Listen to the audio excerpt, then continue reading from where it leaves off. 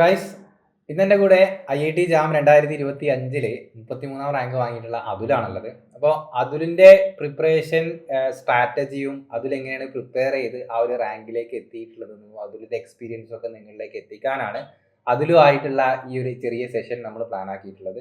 എന്തായാലും കൂടുതൽ കാര്യങ്ങൾ അതുലിൻ്റെ അടുത്ത് തന്നെ ചോദിച്ച് മനസ്സിലാക്കാം. So hi Atul. അപ്പോൾ ജാം 2025 റിസൾട്ട് വന്ന് 58 മാർക്കോട് കൂടെ 33-ാം റാങ്ക് എന്നുള്ള ഒരു നല്ല നമ്പറിലേക്കാണ് അതിലെത്തിയിട്ടുള്ളത്. അപ്പോൾ നമ്മളിപ്പോൾ ഓൾറെഡി പ്രിപ്പയർ ചെയ്തുകൊണ്ടിരിക്കുന്ന സ്റ്റുഡൻസിന് ശരിക്കും പറഞ്ഞാൽ അത് വലിയൊരു മോട്ടിവേഷൻ തന്നെയാണ്. അപ്പോൾ അതിലും നോർമലി കേരളത്തിലെ ഒരു ആർട്സ് ആൻഡ് സയൻസ് കോളേജിൽ BSc പഠിച്ച ഒരാളാണ്. അപ്പോൾ അതിലെവിടെയാണ് പഠിച്ചത് എന്നുള്ളത്, അതേപോലെ തന്നെ എങ്ങനെയാണ് ജാമിനെ കുറിച്ച് അറിഞ്ഞത് എന്നുള്ളതൊക്കെ ആ ഒരു ഇനീഷ്യൽ സ്റ്റേജ് ഒന്ന് ബ്രീഫ് ചെയ്തുകൊണ്ട് നമുക്ക് തുടങ്ങാനായിട്ട് പറ്റുമോ? ഞാൻ പഠിച്ചത് ശാസ്താംകോട്ട ദേവസ്വം ബോർഡ് കോളേജിലാണ്. അവിടെ നല്ലൊരു അറ്റ്മോസ്ഫിയർ ആയിരുന്നു. അവിടെ ഡിപ്പാർട്ട്മെന്റിൽ നല്ലോണം പഠിച്ചോണ്ടിരുന്നു. ബട്ട് ഇങ്ങനെ കോമ്പറ്റേറ്റീവ് എക്സാമിനെ പറ്റിയൊന്നും എനിക്ക് വലിയ അറിയില്ലായിരുന്നു. ഞാൻ ജാം എന്ന് പറഞ്ഞ എക്സാമിനെ പറ്റി അറിയുന്നത് പ്ലസ് നടത്തിയ ഒരു ഓറിയന്റേഷൻ ക്ലാസ് ആണ്. അത് ഞാൻ 3rd ഇയർ പഠിക്കുമ്പോൾ. ബട്ട് ഓറിയന്റേഷൻ ക്ലാസിന്റെ ഡേറ്റ് എനിക്ക് തോന്നുന്നു ജാമിന്റെ ആപ്ലിക്കേഷൻ ഡേറ്റിന് 1-2 ദിവസം കഴിഞ്ഞിട്ടായിരുന്നു. അപ്പം ആപ്ലിക്കേഷൻ ഡേറ്റ് ക്ലോസ് ആയി 2 ദിവസത്തിന് ശേഷം ഞാൻ ജാമിനെ പറ്റി അറിയുന്നു. സാറ് പറയുന്നതായിട്ട് ഇൻട്രസ്റ്റഡ് ആവുന്നു. ബട്ട് വേറെ വഴിയില്ല, ആ വർഷം എഴുതാൻ പറ്റില്ല എന്ന് എഴുതുന്നു. പിന്നെ അത് ഒരു റിപ്പീറ്റ് ചെയ്യണമെന്ന് അന്നേരം മനസ്സിലില്ലായിരുന്നു. പിന്നെ അപ്പോഴേ ഞാനത് വിട്ടു. കാരണം പറ്റില്ല എന്ന് തോന്നിയത് പിന്നെ ആലോചിച്ചിരുന്നിട്ട് കാര്യമില്ല എന്ന് ഞാൻ വിട്ടു. പിന്നെ ഡിഗ്രി കഴിഞ്ഞതിന് ശേഷമാണ് വീണ്ടും ഇങ്ങനെ ഒരു ചിന്ത വന്നത്. അന്ന് എഴുതാൻ പറ്റിയില്ലല്ലോ, ഫസ്റ്റ് 3rd ഇയറിൽ എഴുതിയില്ലല്ലോ, അപ്പം ഒരു വട്ടം ട്രൈ ചെയ്യണ്ടേ എന്നുള്ള രീതിയിൽ ആ സമയം തീരുമാനങ്ങൾ നെക്സ്റ്റ് എന്താന്നുള്ള തീരുമാനത്തിന്റെ ഇടയ്ക്ക് സാറിനെ അന്ന് വീണ്ടും വിളിക്കുകയും സംസാരിക്കുകയും ചെയ്തു. അങ്ങനെയാണ് ബസ്സിലേക്ക് റിപ്പീറ്റ് ആയിട്ട് വന്നത്. അപ്പോൾ അന്ന് വരുന്ന സമയത്ത് എങ്ങനെയായിരുന്നു അതിൻ്റെ ഒരു പ്രതീക്ഷ? ജാമിന് എങ്ങനെയായിരുന്നു വരുന്നതിന്റെ മുന്നേ നോക്കി കണ്ടിരുന്നത്? ഇത്രയും നല്ലൊരു റാങ്കിലേക്ക് എത്തുന്ന പ്രതീക്ഷ ഉണ്ടായിരുന്നു അതോ? കാരണം ജാമിന് ഞാൻ അങ്ങനെ ചോദിക്കാൻ കാരണം ജാമിനെ കുറിച്ച് യാതൊരുവിധ മുൻധാരണ ഇല്ലാണ്ടാണ് അതിൽ വരുന്നത്. അപ്പൊ ആ ഒരു ട്രസ്റ്റിംഗ് ഫാക്ടർ എന്തായിരുന്നു ശരിക്കും? എനിക്ക് കോച്ചിങ്ങിന് വന്ന സമയത്ത് ജാമിന്റെ ഫുൾ ഫോം പോലും അറിയത്തില്ല. അത് ഞാൻ വളരെ ലേറ്റ് ആയിട്ടാണ്, ഞാൻ അതിനെ ചിന്തിച്ചിട്ടില്ല, ഫുൾ ഫോം അറിയണമെന്ന് ചിന്തിച്ചിട്ടില്ല, പലപ്പോഴും ഓർത്തിട്ടില്ല അതിനെ പറ്റി. അപ്പം ഒന്നും അറിയാതാണ് വന്നത് സത്യം. അപ്പൊ പലപ്പോഴും കൂടിയിരിക്കുന്നവർക്കൊക്കെ കുറച്ചെങ്കിലും ജാം എന്താണ്, IIT എങ്ങനെയാണ് കാര്യങ്ങളൊക്കെ ഒരു ഇത് അറിയായിരുന്നു. ഞാൻ അങ്ങനെ അത്ര കോഷ്യസ് അല്ലായിരുന്നു പലപ്പോഴും. വന്നതിന് ശേഷമാണ്, അപ്പോഴും സാറ് പണ്ട് വിളിച്ചപ്പോൾ പറഞ്ഞിട്ടുണ്ടായിരുന്നു ഓൾറെഡി ജാം ക്രാക്ക് ചെയ്ത് ഒരു റിപ്പീറ്റ് പ്രോഗ്രാമിനുണ്ട്, അപ്പൊ ഒരു കോമ്പറ്റേറ്റീവ് ആയിട്ടുള്ള ഒരു അറ്റ്മോസ്ഫിയർ ആയിരിക്കും. ആ ഒരു അറ്റ്മോസ്ഫിയർ എനിക്ക് വേണമായിരുന്നു. റാങ്ക് എത്ര ആവുന്നൊന്നും ഞാൻ ചിന്തിച്ചിട്ടില്ല. ബട്ട് ഒരു നല്ല റാങ്ക്, എന്റെ കാറ്റഗറി അനുസരിച്ച് നല്ല റാങ്ക് വേണമെന്ന് എനിക്കുണ്ടായിരുന്നു. കാരണം അല്ലെങ്കിൽ പിന്നെ ഒരു വർഷം ഞാൻ ഇൻവെസ്റ്റ് ചെയ്യുന്നത് ഒരു വേസ്റ്റ് ആയി പോകുന്ന പോലെ സ്വയം തോന്നാതിരിക്കാൻ വേണ്ടി ഒരു 250-ക്കുള്ളിലെങ്കിലും വേണം എന്നുണ്ടായിരുന്നു. കാരണം ടോപ്പ് 80 കിട്ടണമെങ്കിൽ സാർ പറഞ്ഞു 200-നുള്ളിൽ കിട്ടിയാൽ മതി, ആ ഒരു ഇതുണ്ടായിരുന്നു. ബട്ട് ഇത്രയും കയറുമെന്ന് അവസാനമൊക്കെ ആയപ്പോ പിന്നെയും ചെറിയൊരു തോന്നലൊക്കെ ഉണ്ട്. ഉറപ്പില്ലായിരുന്നു, ആദ്യം ഒന്നുമില്ല. കാരണം വലിയ ആളുകളെ കൺസേൺ ആയി ശരിക്കും പറഞ്ഞത്. ചില ആളുകൾ ഇപ്പോൾ ഓൾറെഡി പ്രിപ്പയർ ചെയ്യുന്നതിന് മുന്നേ കുറേ അധികം തവണ ആലോചിക്കുന്നു, എനിക്കത് പറ്റുമോ, എനിക്കിത് പറ്റുമോ ഇല്ലേ എന്നുള്ള. അപ്പോൾ കുറേ കൺഫ്യൂഷൻസ് ഉണ്ടാകും. എന്നിട്ട് അങ്ങനെയാണ് ചില ഡിസിഷൻസ് എൻഡപ്പ് ചെയ്യാറുള്ളത്. പക്ഷെ അവിടെ അതിലൊന്ന് വേണമെന്ന് വിചാരിച്ചു, ട്രസ്റ്റ് ചെയ്തു, അങ്ങ് സ്റ്റാർട്ട് ചെയ്തു എന്നുള്ളത് അത് ഭയങ്കര വലിയൊരു അഡ്വാൻറ്റേജ് ആണ്. കാരണം കൃത്യമായിട്ട് ആ ഒരു പ്രോസസ്സിൽ ട്രസ്റ്റ് ചെയ്തുകൊണ്ട് പഠിക്കുന്നതിൽ കോൺസെൻട്രേറ്റ് ചെയ്തുകൊണ്ട് ഈവൻ ജാമിന്റെ ആ ഒരു കാര്യം പോലും അറിയില്ല എന്നുള്ളത് ശരിക്ക് വേറെ ചില ആളുകൾക്ക് ഭയങ്കര മോട്ടിവേഷൻ ആയിരിക്കും. കാരണം റിയലി നമുക്ക് കിട്ടേണ്ട ചില കാര്യങ്ങൾ കിട്ടിക്കഴിഞ്ഞാൽ റാങ്കും പിന്നെ അതേപോലെ തന്നെ ബാക്കി കാര്യങ്ങളൊക്കെ ഓട്ടോമാറ്റിക് നടക്കും എന്നുള്ളതിന് ഒരു ഉത്തമ ഉദാഹരണം കൂടിയാണ് അതിൽ. Okay, that's great. ഇനി പ്രിപ്പറേഷൻസ് സ്റ്റാർട്ട് ചെയ്തിട്ട് ആ ഒരു ഫേസ് എങ്ങനെയാണ് അതിൽ കൊണ്ടുപോയിട്ടുള്ളത്? ഇപ്പം പ്രിപ്പറേഷൻസിൽ തന്നെ എന്തായിരുന്നു മെയിൻ സ്ട്രാറ്റജീസ് യൂസ് ചെയ്തത്? പിന്നെ അതേപോലെ തന്നെ സ്റ്റാർട്ട് ചെയ്യുന്ന സമയത്ത് ബേസിക് കൺസെപ്റ്റുകൾ ഓൾറെഡി അറിഞ്ഞിട്ടാണോ പ്രിപ്പറേഷൻസ് സ്റ്റാർട്ട് ചെയ്തത്, അതോ കോച്ചിങ് തുടങ്ങിയതിന് ശേഷം ബേസിക് കൺസെപ്റ്റ് അടക്കം എടുത്ത് പഠിച്ചതായിരുന്നോ? അതേപോലെ BSc പഠിച്ച സമയത്തുള്ള കണ്ടന്റും കാര്യങ്ങളൊക്കെ യൂസ്ഫുൾ ആയിട്ടുണ്ടോ? ഉണ്ടെങ്കിൽ ഏത് രൂപത്തിലൊക്കെയാണ് യൂസ്ഫുൾ ആയിട്ടുള്ളത്? BSc സമയത്ത് അത്യാവശ്യം ഞാൻ ടൈം ഇൻവെസ്റ്റ് ചെയ്ത് അങ്ങനെ പഠിക്കാറില്ലെങ്കിൽ പോലും ക്ലാസ് എല്ലാം അറ്റൻഡ് ചെയ്യുമായിരുന്നു കറക്റ്റായിട്ട്. അപ്പം അങ്ങനെ കണ്ടന്റ്, ഡിഗ്രി വൈസ് കണ്ടന്റ് ഒരു സർഫസ് ലെവലിലാണെങ്കിൽ പോലും എനിക്കറിയായിരുന്നു. അതൊരു കോമ്പറ്റേറ്റീവ് എക്സാമിലേക്ക് വരുമ്പം അത് മറ്റൊരു രീതി വീണ്ടും ഉം, പഠിക്കേണ്ടത് കൊണ്ട് ഉം, വീണ്ടും പഠിക്കേണ്ടി വന്നിട്ടുണ്ട്. ഉം, ബട്ട് എന്റെ ബ്ലൈൻഡ് ആയിട്ടാണ് ഞാൻ വന്നിട്ടുള്ളത്. ഉം, ബട്ട് സ്റ്റിൽ ചില സബ്ജക്ട്സിൽ എനിക്ക് വീക്കായിട്ടുള്ള എനിക്ക് കംഫർട്ടബിൾ അല്ലാത്ത ചില സബ്ജക്ട്സ് ഞാൻ വീണ്ടും വന്നിരുന്ന് പഠിക്കണം. പ്രത്യേകിച്ച് ഇലക്ട്രോണിക്സ് ഒക്കെ ഉം, വീണ്ടും ഞാൻ തൊട്ട് പഠിക്കേണ്ടി വന്നു. ഉം, ഉം, ഉം. വന്നതിന് ശേഷം ആണ് എങ്ങനെ ടൈം ഇൻവെസ്റ്റ് ചെയ്ത് ക്വസ്റ്റ്യൻസ് ചെയ്യാം അങ്ങനെയുള്ള കാര്യങ്ങളിലേക്കൊക്കെ പിന്നെ വന്നതിന് ശേഷമാണ് അതിനെപ്പറ്റി അറിയിക്കാൻ തുടങ്ങുന്നതും ചെയ്തു തുടങ്ങുന്നതും. പ്രോബ്ലം സോൾവിങ്ങിൽ നല്ല ബേസിലേക്ക് ഇറങ്ങേണ്ട ആവശ്യം വന്നിട്ടുണ്ടോ? അതായത് ആ ഒരു പ്രോബ്ലം സോൾവിങ് സ്കില്ലുണ്ടല്ലോ, അത് ഇങ്ങനെ ഇമ്പ്രൂവ് ചെയ്യുന്നത് അതിന് തോന്നിയിട്ടുണ്ടോ? കാരണം എന്താ വെച്ച് കഴിഞ്ഞാൽ ഇപ്പം മിക്ക സ്റ്റുഡൻസും മേ ബി ചിലപ്പോൾ യൂണിവേഴ്സിറ്റി ലെവലിലോ ഇനിയല്ല ചില റഫായിട്ട് പ്രോബ്ലംസ് വർക്കൗട്ട് ചെയ്യുന്നവർ ഒരു സർഫസ് ലെവലിൽ നോളജ് ഉള്ള ആളുകൾ ഉണ്ടാകും, ഇല്ലാത്ത ആളുകൾ ഉണ്ടാകും. ഇപ്പോൾ ജാം പ്രിപ്പറേഷനിലേക്ക് വരുന്ന സമയത്ത് ഇറ്റ്സ് എൻറ്റയർലി ഡിഫറെൻറ്റ് തിങ് എന്ന് വെച്ച് കഴിഞ്ഞാൽ അത് തന്നെയാണ് പഠിക്കാനുള്ളത്. പക്ഷേ നമ്മൾ ചെയ്യുന്ന സാധനങ്ങൾ ഒരു പ്രോബ്ലം ഓറിയൻറ്റഡ് ആയിട്ടാണ് ചെയ്യുന്നത്. അപ്പോൾ ആ ഒരു പ്രോബ്ലം സോൾവിങ് സ്കില്ല് വളർത്തിയെടുക്കുന്ന ആ ഒരു ഇനീഷ്യൽ ടൈം എങ്ങനെയായിരുന്നു? നല്ല ബേസിലേക്ക് പോയി ബേസ് സെറ്റാക്കേണ്ട ആവശ്യം വന്നിട്ടുണ്ടോ? അതോ ആദ്യം അപ്രോച്ച് ചെയ്തപ്പോൾ കിട്ടിയിട്ടുണ്ടായിരുന്നോ? അതൊക്കെ എങ്ങനെയാണ് ഇമ്പ്രൂവ് ചെയ്തത്? ഡിഗ്രിയുടെ കരിക്കുലം അനുസരിച്ച് പ്രോബ്ലം സോൾവിങ് അത്ര ഒരു ക്രൂഷ്യൽ ആയിട്ട് വരാറില്ല പലപ്പോഴും. കാരണം 2 essay ക്വസ്റ്റ്യൻ എഴുതിയാൽ തന്നെ നമുക്ക് പാസ്സാവാൻ പറ്റും എന്നുള്ള രീതി ഉണ്ടായതുകൊണ്ട് കൂടുതലും പ്രോബ്ലത്തിലേക്ക് ആരും അങ്ങനെ ഇറങ്ങാറില്ല. എക്സാം ഹോളിൽ ഇരിക്കുമ്പോൾ ഞാൻ അറ്റംപ്റ്റ് ചെയ്യാറുണ്ട്. ബട്ട് അല്ലാത്ത കേസുകളിൽ പ്രോബ്ലംസ് ഒന്നും തന്നെ ചെയ്തിട്ടില്ല. ബട്ട് ആ ഒരു പ്രോബ്ലം സോൾവിങ് സ്കിൽ എന്റെ ഉള്ളിൽ ഉണ്ടായിരുന്നു. ബട്ട് അതിങ്ങനെ കൺസിസ്റ്റന്റ് ആയിട്ട് ചെയ്യാൻ തുടങ്ങിയത് ഈ ഒരു എൻട്രൻസിന് വന്ന് പ്രിപ്പയർ ചെയ്യാൻ തുടങ്ങിയ സമയത്താണ്. ഓക്കെ. ഇപ്പം അതിൽ എന്തെങ്കിലും സ്റ്റാൻഡേർഡ് റെഫറൻസ് ബുക്കുകൾ യൂസ് ചെയ്തിട്ടുണ്ടായിരുന്നു? അപ്പോൾ ഫിസിക്സിലൊക്കെ ഇപ്പം ഫണ്ടമെന്റൽസ് ഓഫ് ഫിസിക്സ്, ഗ്രിഫിത്ത് അങ്ങനെയൊക്കെ നമ്മൾ പറയുന്ന കുറച്ച് ബുക്കുകളുണ്ട്. അപ്പോൾ ആ ബുക്ക് റെഫർ ചെയ്തിട്ടാണോ കൺസെപ്റ്റ്സ് ഉണ്ടാക്കിയത്, അതോ നമ്മൾ കൂടുതലായിട്ട് പ്രാക്ടീസ് ചെയ്യാൻ ഉപയോഗിച്ച മെറ്റീരിയലുകളും ക്വസ്റ്റ്യൻസും വഴിയാണോ? അങ്ങനെ ആ ഒരു ഡിഫറൻസ് എങ്ങനെയാണ്? എനിക്ക് എന്തെങ്കിലും അത്രയും ഡൗട്ട്സ് വരുവാണെങ്കിൽ മാത്രമേ ഞാൻ അങ്ങനെ മറ്റു ടെക്സ്റ്റുകളെ കൂടുതലും വീഡിയോ കാർഡ് കാണുക. ക്ലാസ്സുകളിലൂടെയും എന്ന് വെച്ചാൽ ആപ്പുകളും മെറ്റീരിയലും യൂസ് ചെയ്തിട്ടാണ് ബിൽഡ് ചെയ്തിട്ടുള്ളത്. പിന്നെ അതിന് കിട്ടുന്നില്ല എന്ന് തോന്നുന്ന സമയത്തൊക്കെ പലപ്പോഴും ചെറുതായിട്ട് റെഫറൻസ് അപ്പൊ മാത്രം, അല്ലാതെ ഒരുപാട് ഇങ്ങനെ ടെക്സ്റ്റ് ഒന്നും അങ്ങനെ വായിച്ചിട്ടില്ല.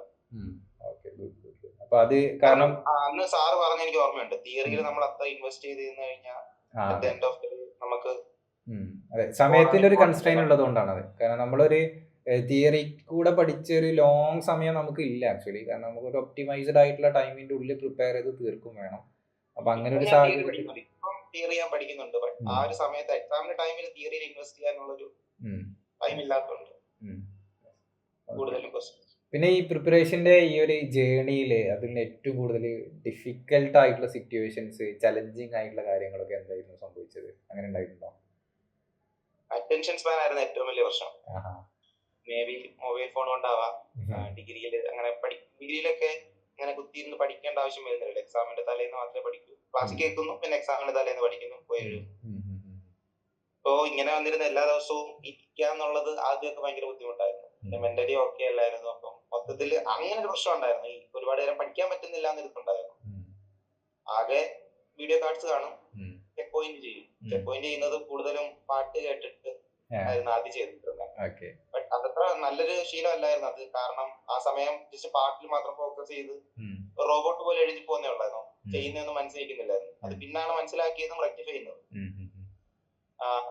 ഇങ്ങനെയുള്ള അറ്റൻഷൻ സ്പാന്റെ കുഴപ്പമുണ്ടായിരുന്നു. ഒരുപാട് നേരം ഇരിക്കാൻ പറ്റത്തില്ല. ആകെ 2 ദിവസം ഓഫ്ലൈൻ ഉള്ള ദിവസം ക്ലാസ്സിന് അറ്റൻഡ് ചെയ്യുന്നതല്ലാതെ അല്ലാത്ത ദിവസങ്ങളിൽ ഹോസ്റ്റലിൽ കൂടുതലും ഫോണിൽ തന്നെയായിരുന്നു. പിന്നെ പയ്യെ ഇരിക്കാൻ പറ്റുകയും ഇരുന്ന് തുടങ്ങി. ലാസ്റ്റ് മന്ത് ഇതില് കുറെ സ്റ്റുഡൻസ് ചോദിക്കുന്ന ഒരു കോമൺ ക്വസ്റ്റ്യൻ ആണ്. എനിക്ക് ചില ക്വസ്റ്റ്യൻസ് ആദ്യം ചെയ്യുന്ന സമയത്ത് കിട്ടിയിട്ടുണ്ടായിരുന്നു, പിന്നെ ചെയ്യുമ്പോൾ സെയിം ക്വസ്റ്റ്യൻസ് കിട്ടിയിട്ടില്ല എന്നുള്ളത്. അതൊരു കോമൺ പ്രശ്നമായിട്ട് പല ആളുകളും പറയാറുണ്ട്. അങ്ങനെ പ്രശ്നങ്ങൾ വന്നിട്ടുണ്ടോ? പിന്നെ അതേപോലെ തന്നെ ഉണ്ടെങ്കിൽ തന്നെ അത് ഓവർകം ചെയ്യാനോ അത് എന്തുകൊണ്ടാണെന്നുള്ളതൊക്കെ മനസ്സിലാക്കിയിട്ടുണ്ടായിരുന്നോ? ഒബ്വിയസ്ലി വന്നിട്ടുണ്ട്. കാരണം നമ്മള് ഒരു യൂണിറ്റ് മാത്രം ഫോക്കസ് ചെയ്ത് പഠിച്ച് അതിന്റെ ക്വസ്റ്റ്യൻസ് ചെയ്യുമ്പോൾ നമ്മുടെ മനസ്സിൽ ആ യൂണിറ്റ് മാത്രമേ ഉള്ളൂ. നമുക്ക് അതിലെ ഏത് അഡ്വാൻസ് ക്വസ്റ്റ്യനും നമുക്കറിയാം. ഈ ഒരു സെറ്റ് ഓഫ് കോൺസെപ്റ്റ് വെച്ചാണ് ചെയ്യേണ്ടതെന്ന് അറിയാവുന്നതുകൊണ്ട് നമ്മൾ അത് ചെയ്യും. ബട്ട് കുറെ യൂണിറ്റുകൾ കഴിഞ്ഞതിന് ശേഷം വീണ്ടും അതിലൊരു ക്വസ്റ്റ്യൻ റാൻഡം ആയിട്ട് കാണുമ്പോൾ നമുക്ക് പെട്ടെന്ന് ഓർത്തെടുക്കാൻ പറ്റണമെന്നില്ല. ഇന്ന യൂണിറ്റിൽ നിന്ന് ഈ ഇക്വേഷൻ ഉപയോഗിച്ച് ഈ കോൺസെപ്റ്റ് ഉപയോഗിച്ചാണ് ചെയ്യേണ്ടത്. അത് എല്ലാവർക്കും വരുന്നതാണ്. അത് അങ്ങനെ അക്സെപ്റ്റ് ചെയ്യുക, അത് അങ്ങനെയാണ്, വീണ്ടും വീണ്ടും ചെയ്യാന്നുള്ളതേ ഉള്ളൂ. പല കോൺസെപ്റ്റിൽ നിന്ന് മിക്സ് ആയിട്ട് ക്വസ്റ്റ്യൻ ചെയ്യാന്നുള്ള മാത്രമേ ഉള്ളൂ. അത് മിക്സഡ് ആയിട്ട് എങ്ങനെ അവസാന സമയത്തേക്ക് തന്നെ ആയിരുന്നു മാറ്റി വെച്ചത്? അതായത് റെഗുലർ റിവിഷൻസ് ഒക്കെ അങ്ങനെയൊക്കെ പ്ലാൻ ചെയ്തിട്ട് പോയിട്ടാണുള്ളത്, അതോ റിവിഷൻസ് ഒക്കെ ലാസ്റ്റ് മന്തിൽ മാത്രമായിരുന്നു ചെയ്തത്? റിവിഷൻസ് എല്ലാം അവസാനം വന്നപ്പം ക്വിസിന്റെ തന്നെ ടൈം ടേബിൾ ഫോളോ ചെയ്ത് തന്നെ ചെയ്തിട്ടുള്ളൂ. ആ സമയത്ത് മാത്രമാണ്. അല്ലാണ്ട് ലൈക്ക് ഇപ്പൊ നമ്മൾ ചില ആളുകൾ ഉണ്ടാകുമല്ലോ വളരെ സ്ട്രക്ചേർഡ് ആയിട്ട് ഡേ പ്ലാൻ ചെയ്ത് may be weekly revisions, monthly revisions, അങ്ങനത്തെ കാര്യങ്ങളൊന്നും ഉണ്ടായിട്ടില്ല. ഇല്ല. ഓക്കെ, വളരെ കൂൾ ആൻഡ് ഡയറക്റ്റ്, കറക്റ്റ്. യൂണിറ്റുകളെല്ലാം കംപ്ലീറ്റ് ആക്കി ശേഷം ക്വിസില് ഓരോ യൂണിറ്റുകൾക്ക് ഒരു 2-3 ദിവസം വെച്ച് വീണ്ടും ഫുള്ള് പഠിക്കുക, അത് ചെയ്തു. അത് കഴിഞ്ഞ് 3 യൂണിറ്റുകൾ തമ്മിൽ പഠിച്ച് എക്സാം എഴുതുക. അത് കഴിഞ്ഞിട്ട് ഫുൾ എല്ലാ യൂണിറ്റ്സും 7 യൂണിറ്റ്സും തമ്മിൽ ആ മിക്സഡ് സാധനത്തിന് ഭയങ്കര ഇമ്പോർട്ടൻസ് ഉണ്ട് ഇല്ല? ഫീൽ ചെയ്തിട്ടുണ്ടാവും. കാരണം ആ റീകോളിംഗ് കപ്പാസിറ്റി നമുക്ക് തിരിച്ച് കിട്ടണം എന്നുണ്ടെങ്കിൽ ശരിക്കും ആ മിക്സഡ് എക്സാംസും മിക്സഡ് ആയിട്ടുള്ള റിവിഷൻസും കാര്യങ്ങളും ഒക്കെ തന്നെയാണ് നമുക്ക് നല്ല രീതിയിൽ ഹെൽപ്പ് ചെയ്യുന്നുണ്ടാകുക. കാരണം ചില ആളുകളെ കണ്ടിട്ടുണ്ട്, ലൈക്ക് അവർ ടോപ്പിക്കിൽ ഭയങ്കര അഗ്രഗണ്യനായിരിക്കും. അപ്പൊ എന്നെ ടോപ്പിക് എന്നാന്ന് പറഞ്ഞ് ക്വസ്റ്റ്യൻ കൊടുത്തു കഴിഞ്ഞാൽ അവർ ചിലപ്പോൾ ചെയ്യും, അല്ലെങ്കിൽ ഈ വീക്കിൽ ഈ ടോപ്പിക്കാന്ന് പറഞ്ഞാൽ അത് ചെയ്യുന്നുണ്ടാകും. അപ്പൊ അതിന്ന് മാറി നമുക്ക് ഈ ഒരു എക്സാം സമയത്ത് ആക്ച്വലി എങ്ങനെയാണ് നമുക്ക് വർക്കൗട്ട് ചെയ്യേണ്ടത്. പിന്നീട് ഇതിൽ നമ്മൾ നല്ല രീതിയിൽ ഇമ്പ്രൂവ് ചെയ്യാൻ വേണ്ടിയിട്ട് നിങ്ങൾക്ക് കുറേ ടെസ്റ്റ് സീരീസ് പ്രൊവൈഡ് ചെയ്തിരുന്നു. അപ്പോൾ ടെസ്റ്റ് സീരീസ് ഒക്കെ എങ്ങനെയാണ് അതിൽ യൂസ് ചെയ്തിട്ടുള്ളത്? മോർ ഓവർ ദ ടെസ്റ്റ് സീരീസിൻ്റെ ഒരു ക്വാളിറ്റിയുടെ ഫീഡ്ബാക്കും കൂടെ നമ്മൾ കേൾക്കാൻ ആഗ്രഹിക്കുന്നുണ്ട്. അതിലൊക്കെ ഉപരി ഈ ടെസ്റ്റ് സീരീസ് എന്നുള്ളത് പല ആളുകളും ചിലപ്പം അത്ര സീരിയസ് ആയിട്ട് എടുക്കാത്തൊരു കാര്യമാണ്. അപ്പൊ അവരോടും കൂടെ അതിൽ എന്താ പറയാനുള്ളത്? ആദ്യം യൂണിറ്റുകളിൽ ഓരോ മൊഡ്യൂൾ തീർക്കുന്നതനുസരിച്ച് ആ വീക്കിൽ ഒരു ടെസ്റ്റ് സീരീസ് ഉണ്ടാവും. ഞാനത് ഈവൻ ദോ പഠിച്ചിട്ടില്ലെങ്കിൽ പോലും അത് അറ്റൻഡ് ചെയ്യുമായിരുന്നു. കാരണം അല്ലെങ്കിൽ അത് ബേർഡൻ ആവും, കിടന്ന് പിന്നെ ചെയ്യാൻ ഈവൻ ദോ പഠിച്ചില്ലെങ്കിൽ പോലും ആ പഠിച്ച തൊട്ട് തലേന്ന് ദിവസം ക്ലാസ് കണ്ട ഓർമ്മയിൽ അറ്റൻഡ് ചെയ്യുമായിരുന്നു. മേ ബി മാർക്ക് കുറവായിരിക്കും, ബട്ട് അങ്ങനെ അതിനുശേഷം അങ്ങനെ എല്ലാ മൊഡ്യൂളും തീർത്ത് എല്ലാ യൂണിറ്റുകളും കഴിഞ്ഞതിന് ശേഷം പിന്നീട് പ്രോപ്പർ ആയിട്ട് ടൈം ടേബിൾ ഇട്ട് ടെസ്റ്റ് സീരീസുകൾ തുടങ്ങി. അത് എല്ലാം അറ്റൻഡ് ചെയ്തിട്ടുണ്ട് കറക്റ്റ് ടൈമിൽ തന്നെ. ആ ഒരു 2 മണി to 5 മണിക്കാണ് എഴുതാൻ പറഞ്ഞിട്ടുള്ളത് പലപ്പോഴും. കാരണം ജാമിന്റെ ടൈം ഉച്ചയ്ക്ക് തന്നെ ആയതുകൊണ്ട് ആ ഒരു രീതി ഫോളോ ചെയ്യാൻ ആ ഒരു ടൈം ടേബിളും കറക്റ്റ്, ആ ഷെഡ്യൂളും കറക്റ്റ് ആയിട്ട് തന്നെ ഫോളോ ചെയ്തിട്ടുള്ളത് 2 to 5. അവസാനം ഏറ്റവും ലാസ്റ്റ്, അതായത് ഫെബ്രുവരി 2ാമത്തെ എക്സാമിന് ഒരു 1 വീക്ക് മുമ്പുള്ള ടെസ്റ്റ് സീരീസ് ഒഴിച്ച് ബാക്കിയെല്ലാം ചെയ്തിട്ടുണ്ട്. കാരണം അവസാനമായപ്പം എനിക്ക് ഫോർമുലാസ് റീകോൾ ചെയ്യാൻ കുറച്ച് സമയം വേണ്ടി വരും. ഞാൻ പെട്ടെന്ന് മറന്നു. എന്റെ പ്രശ്നം എനിക്ക് അറിയാവുന്നതുകൊണ്ട് അതിനുവേണ്ടി ഞാൻ കുറച്ച് സമയം എക്സ്ട്രാ എടുത്തു. അതുകൊണ്ട് അത് ചെയ്തില്ല അവസാനത്തെ 2 പിന്നെ ടെസ്റ്റ് സീരീസ് ടഫായിരുന്നു, നല്ല ടഫായിരുന്നു പലപ്പോഴും. അപ്പൊ അത് ചെയ്യുമ്പോ എന്തെങ്കിലും മെന്റലി തളർന്നിട്ടുണ്ടായിരുന്നോ? കാരണം കുറെ ആൾക്കാർക്ക് അതാ കൺസേൺ ഉണ്ടാവുക, ടെസ്റ്റ് സീരീസ് ചെയ്യുന്നത് ഈ മാർക്ക് കുറഞ്ഞു പോവോ എന്നുള്ളതൊക്കെ. അപ്പൊ അതൊക്കെ നോർമലി അതിൽ മുന്നുണ്ടാകുമോ? പക്ഷെ എങ്ങനെ അത് ഓവർകം ചെയ്തത്? ടെസ്റ്റ് സീരീസ് കഴിയുമ്പോൾ ചില ടെസ്റ്റ് സീരീസിൽ മാർക്ക് കൂടുതലായിരിക്കും, ചിലതിന് മാർക്ക് കുറവായിരിക്കും. സോ ഗ്രാഫ് ഇങ്ങനെ പൊക്കോണ്ടിരുന്നു. അതില് ഫ്രസ്ട്രേറ്റഡ് ആയിട്ടില്ല, കാരണം ടെസ്റ്റ് സീരീസുകൾ നമ്മളെ ടെസ്റ്റ് ചെയ്യാനുള്ളതാണെന്ന് ഒരു മെന്റലി ഞാൻ പ്രിപ്പയർഡ് ആയിരുന്നു. കാരണം റിസൾട്ട് നെഗറ്റീവ് ആയാലും കുഴപ്പമില്ല, നമ്മളെ കൂടുതൽ പുഷ് ചെയ്തോളുന്നൊരു അതില് ഒരു അതിലൊരു സ്പോർട്സ്മാൻസ് കൂടെയാണ്. എനിക്ക് ആ ഒരു സ്പോർട്സ്മാൻ സ്പിരിറ്റ് ഈ ത്രൂ ഔട്ട് ഈ പ്രിപ്പറേഷന് കാണിച്ചിട്ടുണ്ട്. അത് നിനക്ക് വലിയൊരു മുതൽക്കൂട്ടായി എന്നുള്ളത് ഞാൻ വിശ്വസിക്കുന്നുണ്ട്. കാരണം അപ്സ് ആൻഡ് ഡൗണുകളൊക്കെ പ്രിപ്പറേഷനിൽ ഉണ്ടാകും എന്നുള്ളത് മനസ്സിലാക്കിക്കൊണ്ട് പ്രിപ്പയർ ചെയ്യുക എന്നുള്ളത് തന്നെയാണ് അതിൻ്റെ ഒരു ഏറ്റവും ബെസ്റ്റ് സ്ട്രാറ്റജി എന്ന് പറയുന്നത്. ഗുഡ്. ഇനി എങ്ങനെയായിരുന്നു ഈ എക്സാം ഹാളിലെ ഒരു ആംബിയൻസും പിന്നെ അതേപോലെ തന്നെ അന്നത്തെ എക്സാം 2025 എഴുതിയപ്പോഴുള്ള അനുഭവങ്ങൾ? കാരണം നമ്മൾ ഈ എൻ്റയർ പ്രിപ്പറേഷൻസ് ശരിക്ക് നല്ല രീതിയിൽ നമ്മൾ കോൺസെൻട്രേറ്റ് ചെയ്യുന്നതും നമുക്ക് കിട്ടേണ്ട ഔട്ട്പുട്ടൊക്കെ ആ ഒരു 3 മണിക്കൂറാണ്. അപ്പോൾ ആ ഒരു 3 മണിക്കൂർ ഒന്ന് ഓർത്തെടുക്കുകയാണെന്നുണ്ടെങ്കിൽ എങ്ങനെയായിരുന്നു അപ്രോച്ച് ചെയ്ത് തുടങ്ങിയപ്പം എക്സാം എങ്ങനെയായിരുന്നു ആ ഒരു ഫീല് കിട്ടിയിട്ടുള്ളത്? എക്സാമിന്റെ അടുത്തപ്പോഴൊക്കെ എന്റെ മനസ്സിൽ വന്നിരുന്നത്, നാളെ പഠിച്ചിട്ട് എക്സാമിന്റെ എല്ലാ 3 മണിക്കൂർ ഞാൻ ഇവഞ്ച്വലി ഫ്ലോപ്പ് ആയി കഴിഞ്ഞു കഴിഞ്ഞാൽ ആരും അറിയാൻ പോകുന്നില്ല, എത്രയും പഠിച്ച കാര്യമൊന്നും ആരും അറിയില്ല. റിസൾട്ട് വരുമ്പോൾ ഏതോ ഒരു റിസൾട്ട് പോയാൽ താഴെ കിടക്കും എന്നൊരു രീതിയിലായിരുന്നു. പിന്നെ വിശ്വാസം, നാളെ കഷ്ടപ്പെട്ടല്ലേ ഇതാവില്ല എന്നുള്ളത്. പിന്നെ ഓവർ ടെൻഷൻ ഒന്നും ആയിട്ടില്ല. ടെൻഷൻ ഉണ്ടായിരുന്നു, ബട്ട് അത് ഫേസ് ചെയ്യാൻ അവർ പറഞ്ഞ പോലെ ഫുട്ബോൾ മാച്ചസ് ഒക്കെ കളിക്കാൻ പോകുന്നതിന് മുമ്പ് ഇത് ടെൻഷൻ ഉണ്ടാവും. കളിച്ചു തുടങ്ങി കഴിയുമ്പോഴത്തേക്ക് അതിനെ പറ്റി മറന്നു, ടെൻഷൻ അടിക്കാൻ മറന്നു.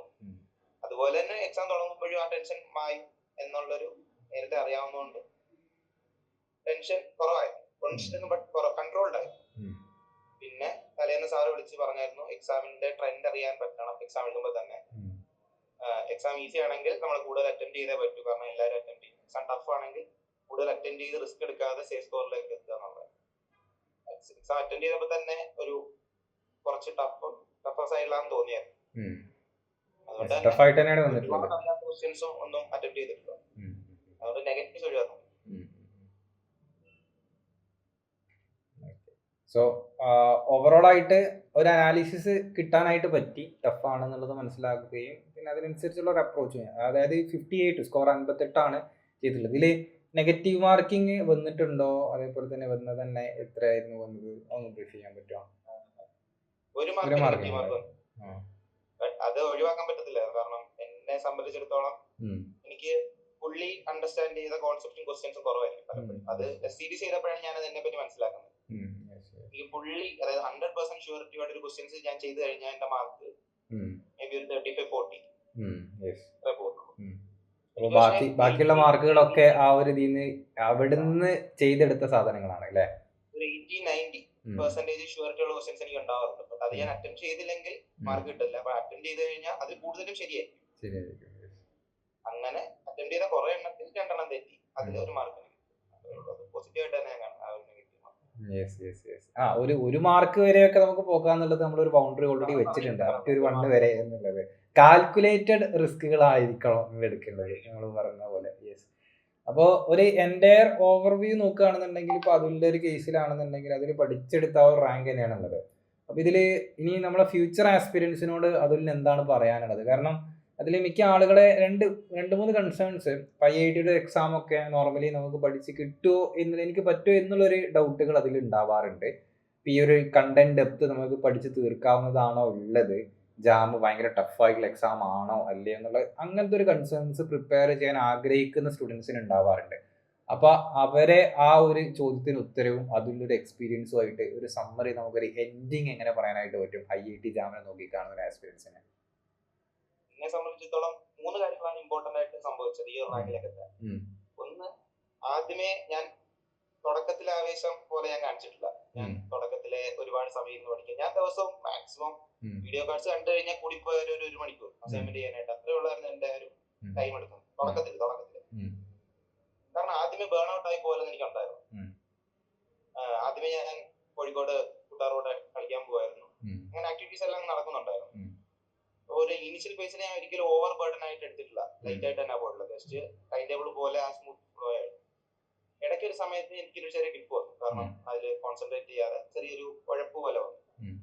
അപ്പം എന്റെ കൂട്ടുകാർ, ഹോസ്റ്റലിൽ എന്റെ ഫ്രണ്ട്സ് ആണ് എന്നെ ഒന്ന് മോട്ടിവേറ്റ് ചെയ്തത്. വന്നിട്ട് നീ എന്ത് ഇങ്ങനെ ഇരിക്കുന്നു എന്ന് പറഞ്ഞു. അപ്പോൾ ഞാൻ വീണ്ടും റിയലൈസ് ചെയ്തു അത് മിഡിൽ വെച്ച് എന്നെ സംഭവിച്ചിട്ട് നന്നായി. അവസാനമായിരുന്നെങ്കിൽ ഒരിക്കലും എനിക്കത് റിക്കവർ ചെയ്തെടുക്കാൻ പറ്റുന്നില്ല. ഇപ്പൊ തുടക്കത്തില് ബേൺ ഔട്ട് ചെയ്യാതിരിക്കുക, നമ്മുടെ കാര്യങ്ങളെല്ലാം നടക്കും. ജസ്റ്റ് ഈ പഠിക്കാൻ വേണ്ടി മാത്രം ഇരുന്ന് കഴിഞ്ഞാൽ ഇവഞ്ച്വലി റിസൾട്ട് നമ്മൾ കുറയും, ഒരു പോസിറ്റീവ് ഇമ്പാക്ട് ഉണ്ടാക്കുന്നില്ല. 2, നമ്മളെ ഒന്നെങ്കിൽ നമ്മൾ തന്നെ മോട്ടിവേറ്റ് ചെയ്യുക, അല്ലെങ്കിൽ സ്റ്റുഡൻസ് നമ്മുടെ കൂടെയുള്ള പിയേഴ്സ് നമ്മളെ മോട്ടിവേറ്റ് ചെയ്യാൻ ഉണ്ടാവണം. 3, അവസാനത്തെ ഒരു മാസം എന്ത് വന്നാലും അതിന് എന്തിന്റെയൊക്കെ പേരിലാണ്, നമുക്ക് മറ്റു പ്രശ്നങ്ങളൊക്കെ ഉണ്ടാവും. സാറെന്ന് പറഞ്ഞു ഇമോഷണലി അവൈലബിൾ ആവരുത് ഒരു മാസം. വന്നാലും രാവിലെ തൊട്ട് വൈകിട്ട് വരെ പഠിക്കുക. അപ്പം അതിന് തന്നെ ഏറ്റവും കൂടുതൽ ഹെൽപ്പ് ചെയ്തിട്ടുള്ള ആരതിയാണ്. അപ്പം ഞാനും ആരതിയും കൂടെ ഇൻസ്റ്റിറ്റ്യൂട്ടിൽ വന്ന് രാവിലെ തൊട്ട് രാത്രി പഠിച്ചുകൊണ്ട് മാത്രമാണ്. എനിക്ക് ഒറ്റയ്ക്ക് അങ്ങനെ ഇരിക്കാൻ പറ്റില്ല. ഞാൻ പറഞ്ഞില്ല, അറ്റൻഷൻ സ്പാന്റെ കുഴപ്പമുണ്ട്, ഒറ്റയ്ക്ക് ഇരിക്കാൻ പറ്റുന്നില്ല. ബട്ട് ഞങ്ങൾ രണ്ടുപേരുടെ പഠിച്ചുകൊണ്ട് മാത്രമാണ് അത്രയും നേരം ടൈം ഇൻവെസ്റ്റ് ചെയ്യാനും അത്രയും ടോപ്പിക്സ് കവർ ചെയ്യാനും ഡിസ്കസ് ചെയ്യാനും റിവിഷൻ ചെയ്യാനും ഒക്കെ സംഭവിച്ചത്. ഈ 3 കാര്യങ്ങൾ ചെയ്തുകൊണ്ടാണ് ഈ ഒരു റിസൾട്ടിലേക്ക്. അതില് വളരെ ഇമ്പോർട്ടന്റ് ആയിട്ടുള്ള 2 പോയിന്റുകളാണ്. കാരണം നമ്മൾ പലപ്പോഴും മെൻഷൻ ചെയ്യുന്ന ഒരു പോയിന്റുമാണ് കുറച്ചുകൂടെ കൂളായിട്ടും സിസ്റ്റമാറ്റിക് ആയിട്ടും പഠിക്കാനായിട്ട് നോക്കുക. ഇപ്പം അതിൽ പറഞ്ഞതിൽ ഇപ്പോൾ ഞാൻ ഇടയ്ക്ക് ചില റീലുകളൊക്കെ കണ്ടിട്ടുണ്ടായിരുന്നു. അതായത് മോട്ടിവേഷൻ വേഴ്സസ് ഡിസിപ്ലിൻ എന്ന് പറഞ്ഞിട്ട്. ഡിസിപ്ലിൻ ആണെന്നുണ്ടെങ്കിൽ ചെറിയ കാര്യങ്ങളാണെങ്കിലും റുട്ടീനായിട്ട് നമുക്ക് കുറേ എത്താനായിട്ട് പറ്റും. മറ്റേത് ബേൺ ഔട്ടായി പോകും. മേ ബി എനിക്ക് തോന്നുന്നത് എൻ്റെ ആ ഒരു സ്പോർട്സിൻ്റെ ആ ഒരു കറക്റ്റ് കാര്യങ്ങൾ ഇതിൽ കൃത്യമായിട്ട് യൂസ് ചെയ്തിട്ടുണ്ട് എന്നുള്ളതാണ്. എനിവേ നല്ലൊരു റാങ്കിലേക്കാണ് അതിലെന്തായാലും എത്തിയിട്ടുള്ളത്. അപ്പോൾ അതിൻ്റെ ഈ ഒരു ജേണിയും ഇപ്പോൾ നമ്മളെ സംബന്ധിച്ചും അതേപോലെ തന്നെ മറ്റ് സ്റ്റുഡൻസിനെ സംബന്ധിച്ചൊക്കെ വളരെയധികം മോട്ടിവേഷൻ ഉള്ളൊരു സംഭവമാണ്. ഇനി ഏറ്റവും മികച്ച IITകളിൽ തന്നെ എത്താനായിട്ടുള്ള റാങ്ക് ആക്ച്വലി അതിലുണ്ട്. സോ എന്തായാലും ഫ്യൂച്ചർ ആയിട്ടുള്ള കാര്യങ്ങൾക്ക് എല്ലാവിധ ഭാവുകങ്ങളും തരുന്നു. ഇന്ത്യയിലെ ഏറ്റവും മികച്ച IITയിൽ അതിൽ ഉദ്ദേശിച്ച കോഴ്സിലേക്ക് തന്നെ എത്തി അതിൽ എക്സൽ ചെയ്യാനായിട്ട് പറ്റട്ടെ. ഇനി അപ്കമിങ് ആയിട്ടുള്ള ഒത്തിരി ചലഞ്ചുകളും ഒത്തിരി കോമ്പറ്റീറ്റീവ് എക്സാംസ് ഉണ്ടാകാം, മേ ബി ഫ്യൂച്ചറായിട്ട് നോക്കുന്ന കുറേ കാര്യങ്ങൾ ഉണ്ടാകാം. അപ്പോൾ അതിലൊക്കെ ഇതിന്റെ ഇതേ സ്പിരിറ്റിൽ പോകാനായിട്ട് പറ്റട്ടെ എന്നുള്ളത് ട്രിസിന്റെ ഭാഗത്ത് നിന്ന് വലിയൊരു ആശംസകൾ നേരെയാണ്. So thank you.